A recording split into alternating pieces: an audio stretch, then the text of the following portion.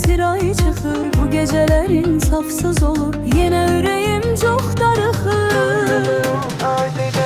Onunla dolu xatirələr, xəyallardı sağım solum. Onunla bağlı xəyallara, ümidlərə qurban olum. Gözləməyim axı neydim, varmı mənim başqa yolum? Gözləyirəm gəlsin onun yollarına, qurban olum. Onunla dolu xatirələr, xəyallardı sağım solum. Onunla bağlı xəyallara, ümidlərə qurban olum. Gözləməyim axı neydim, varmı mənim başqa yolum? Gözləyirəm gəlsin onun yollarına, qurban olum.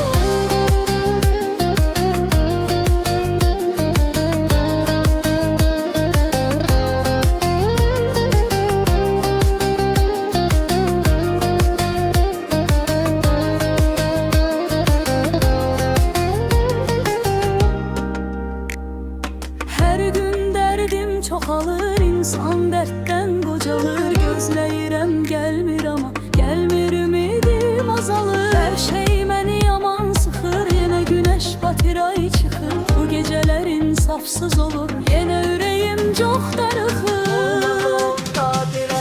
Onunla dolu xatirələr, xəyallardı sağım solum. Onunla bağlı xəyallara, ümidlərə qurban olum. Gözləməyim axı neydim, varmı mənim başqa yolum? Gözləyirəm gəlsin onun yollarına, qurban olum. Onunla dolu xatirələr, xəyallardı sağım solum. Onunla bağlı xəyallara,